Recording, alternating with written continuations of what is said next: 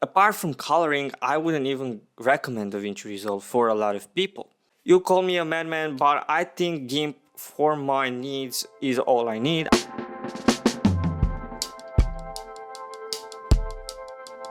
What I'm going to say next is going to make a lot of people mad. Adobe is irreplaceable.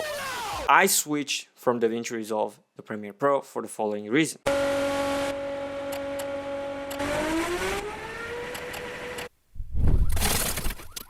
One of the reasons why I went with Premiere Pro is the fact that it's more lightweight, especially on Windows. On Windows, DaVinci Resolve is just so slow for my work, and when you have a lot of cuts and when you have a lot of footage, DaVinci will start lagging way easier. I don't want to use proxies for my playback to just run smoothly.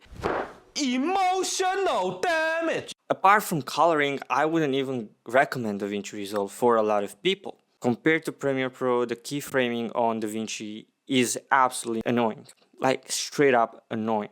This doesn't mean DaVinci doesn't deliver a good product, but in my opinion, if I need a NASA PC to run it, I would rather not use it, especially when I work with tens and even hours of footage for my clients and for content creating. Also, let's talk about Adobe After Effects for now. I don't think there's anything coming close to Adobe After Effects in 2D.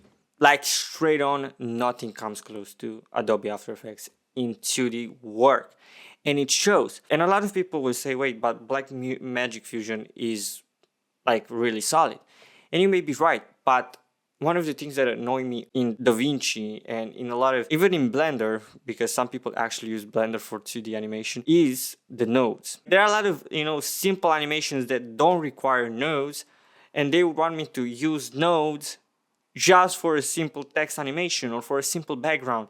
I don't want to learn NASA level nodes just for the sake of doing a 2D animation that could be so much easily done with keyframes and the GUI of the interface. When it comes to Photoshop, I don't have too much to say because I don't use Photoshop that much. I'm actually an avid GIMP user. You call me a madman, but I think GIMP for my needs is all I need. I just do thumbnails and a few text graphic designs.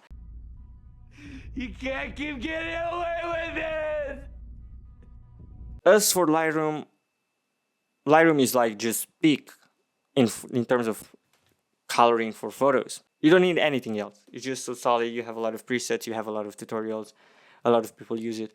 Before you all call me in the comments in Adobe Shield, let's talk about the downgrades of it.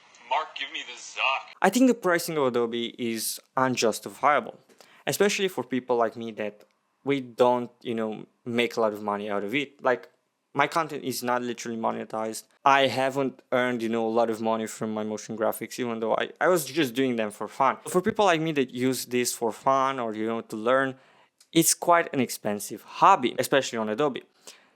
It's true that, it's a seamless transition between the applications and the compatibility between the app. That you For example, Photoshop files working in Adobe After Effects, or Illustrator apps in Adobe After Effects, and so on, or you can seamlessly create the composition from Premiere Pro to After Effects if you need, let's say, a quick VFX shot for your content or text animation. I don't deny those allegations. The problem is the pricing a lot of the times is not justifiable. I'd be so much on better just buying it once and for a couple of years not buying any other application. You could still do a lot of things, let's say with Adobe After Effects 2018 or 2019 or 2023, and the same can be said about most of the Adobe applications. A lot of people like me don't even need the cloud versions of the applications, like even people that work in Photoshop or people that work in Lightroom. The only case you probably need cloud is in big businesses where you need to transfer files from one colleague to another. But for regular people like me and you, we don't need the cloud version, a lot of the times. They're charging so much for me to use the cloud so they can steal the data. Let's not forget all the shady things that Adobe has been accused of. So I'm paying for them to steal my data via cloud. I'm paying for the cloud that I'm not using. I'm paying the monthly fee for an application that I could just buy, let's say $40 straight on and not upgrade for 40 years. Not to mention the shady canceling fees that Adobe does a lot of times. I'm quite surprised they haven't been taken to court by the European Union, because what they do is just so shady. I wish that somebody else was in charge of Adobe. Anyway, thank you so much for listening to my rant. Adobe, if you watch this video, please stop overcharging for your applications.